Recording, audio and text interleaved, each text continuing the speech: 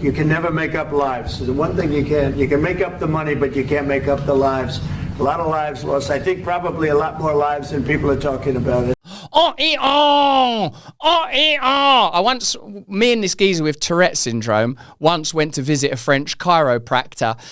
And this geezer with Tourette's, like that I took there because I liked him. He was a drug addict also. He kept going. When I met the French chiropractor, like his Tourette's was making him go, and that's the best Tourette's, specific Tourette's, isn't it? Like when someone's used their Tourette's and you think, you're using that as a weapon. He also went, we're not having a threesome. And I was like, you better believe we're not having a threesome. What do you think this is, 2006? Also, it was two geezers. It's not my bag, baby, not my bag.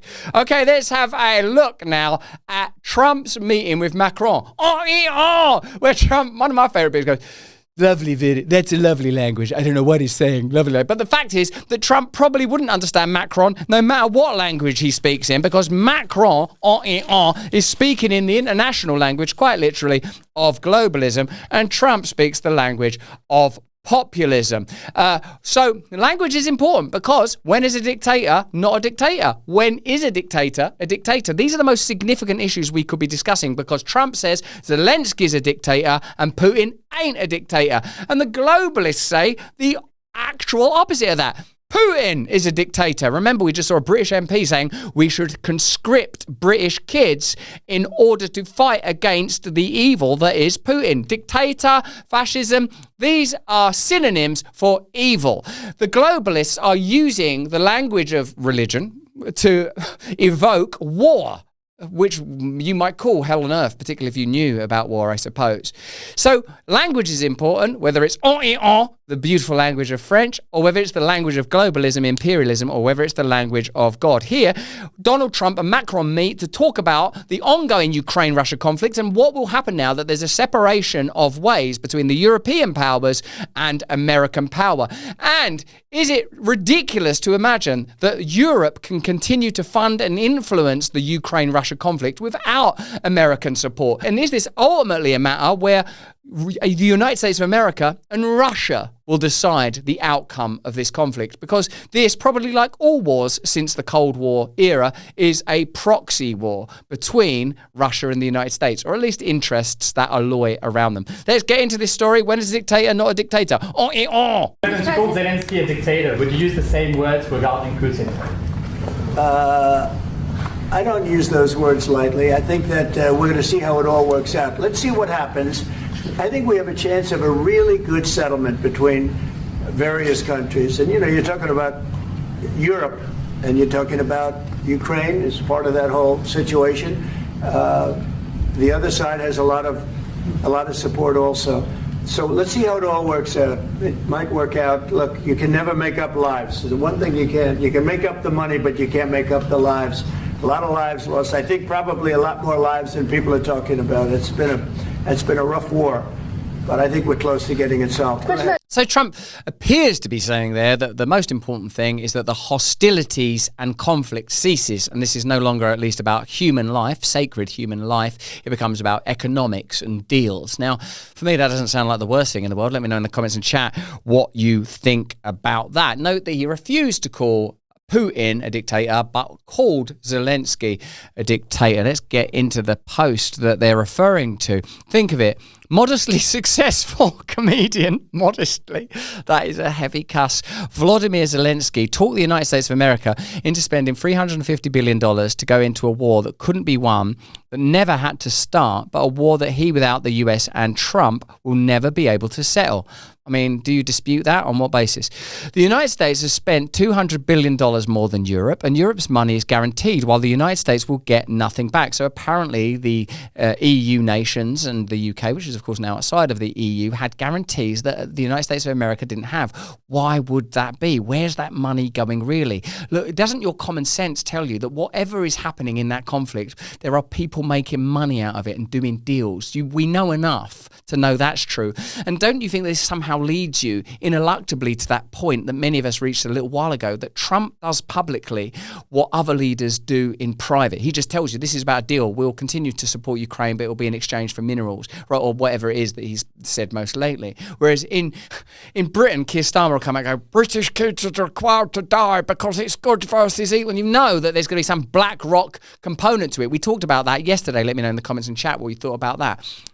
Why didn't Sleepy Joe Biden demand equalisation? He still does the nicknames, it's so good. In that this war is far more important to Europe than it is to us. We have a big, beautiful ocean, a separation. He uses hyperbole so interestingly. Like, why in that would you bother to say that the ocean is beautiful?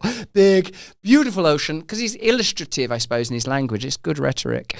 On top of this, Zelensky admits that half of the money we sent him is missing. Now, look, he's doing two interesting things grammatically there. He's capitalized and he's put it in inverted commas. So in that bit of syntax there, he's telling you that he doesn't believe it's really missing, that it's been stolen, and that Zelensky's lying. He refuses to have elections, is very low in Ukrainian polls, and the only thing he was good at is playing Biden like a fiddle. I would have done the piano dick joke there, Mr. President. At least what I'd have done. If Dan Bongino can have a job running deputy head of the FBI, I could get a job doing posts on Truth Social. Like, I would say the only thing he was good at is playing Biden like a fiddle, the way he played that piano with his dick. I'd have done that joke, Mr. President. Let me know what you think about that. I think it could have worked. A dictator without elections. And then you've also set up the word dictator there with that dick joke. And I'd have spelt dick like with a K in it. Just a note. I know you didn't ask for notes. Without elections. Zelensky, there's an additional Y there. That could have done with a pass. Better move fast or he's not going to have a country left. Whoa. In the meantime, we are successfully negotiating an end to the war with Russia. Something all admit only Trump and the Trump administration. See there where he capitalizes his own name and puts it in inverted commas. What I would say there is, like, his detractors, say Joy Reid, who we'll be talking about in a minute, would see that as evidence of his sort of messianic narcissism. I see that as he understands that he represents through, it's MAGA, not megalomania, that he understands that he represents this sort of populist thrust that's kind of reclaimed American nationalism from globalism and that sort of disingenuous trajectory. All we're now discussing is whether Trump in office could become this actually rather beautiful figure of true unification across America, bringing political detractors into the fold and demonstrating that far from being an exclusive fascistic and supremacist movement, it's loving and benign. That would be incredible to see. That would be incredible to see. We are successfully negotiating the end of a war, and the Trump administration could do. Biden never tried. Of course not. Biden's a puppet. We all know that. Europe has failed to bring peace, and Zelensky, he does have two Ys, so I'm wrong. Well, Zelensky's got two Ys at the end of his name. Oh, yeah, right. So it's me. He hasn't even got that problem. They don't need me in this job. Zelensky has done a terrible job. His country is shattered and millions have unnecessarily died. And so it continues. Actually, a very brilliant piece of rhetoric, you'd have to say, because that, I reckon, is a more honest and informed appraisal of the situation between Ukraine and Russia than you'll get out of Keir Starmer. Whether you're an NHS worker or the King of England himself, this is the anniversary of this war, and we don't mind how much of your money we spend or how many kids get conscripted in order to bring about, what's our vision again? There is no vision. It's not like they mock something like Make America Great Again without acknowledging that they're offering you naught but a kind of insipid utopianism that isn't underwritten by any set of values or principles, certainly not any values or principles that can't be changed if a war comes along that makes it beneficial to abandon them. Rumble have always believed in empowering free speech voices. Do you remember when dirty old Dunkin' Donuts turned their backs, and their stinking donuts? They said that Rumble had a right-wing culture. No. Free speech isn't fascist, but Dunkin' Donuts would have you believe it. So would YouTube, so would all the globalists. Join us on Rumble Premium. You don't only get additional good old Russell Brand Stay Free content, you get additional content from him, and him, and him, and her. Oh, there is a her. And another her. Ah, come on, we did okay. And this gay content. See, we can do it. We ain't no right wing. We're excited to offer you Rumble Premium, a completely ad-free experience with exclusive benefits for viewers and creators. For a limited time, you can get $10 off an annual plan using the promo code BRAND. Visit rumble.com/premium/brand to help me, use me, help me, and help you. Help me, help you. That's Jerry Maguire, huh? Help me help you. Together, we can turn the tide. Whether you join Rumble Premium or simply keep watching, your kindness helps free speech alive. And if enough of you join, I might give you one last glimpse at these little guys. Okay, so amidst all of this, Trump still finds the time to dig out Justin Trudeau, calling him Governor Trudeau here. Today, President Emmanuel Macron of France joined me in the Oval Office to speak to her, and I thought it was very good that the reason it's called the Oval Office and the reason it's oval shaped, I know it's part of the West Wing, not part of the original White House, but it's like it is emulating a room in the original structure that was also oval shaped. It's because it's the womb of American power. It's where power is formulated. I know that there are 3 branches to American power, but you would have to say that you regard the executive office as superior to both the Supreme Court and Congress. I would assume that's the way you see it.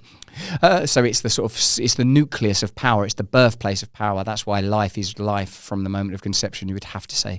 Anyway, that's a bit of a tangent. Bloody hell. The meeting was convened by Governor Justin Trudeau of Canada, the current chair of Governor, brilliant, the current chair of the G7, to acknowledge the 3rd anniversary of the Russia-Ukraine war, which never would have started if I was president. Everyone expressed their goal of seeing the war end, and I emphasised the importance of the vital critical minerals and rare earths deal between the United States and Ukraine, which we hope will be signed very soon! Exclamation mark. This deal, which is an economic partnership, will ensure the American people recoup the tens of billions of dollars in military equipment sent to Ukraine, while also helping Ukraine's economy grow as this brutal and savage war comes to an end. At the same time, I'm in serious discussions with President Vladimir Putin of Russia concerning the ending of the war and also major economic development transactions which will take place between the United States and Russia. Talks are proceeding very well.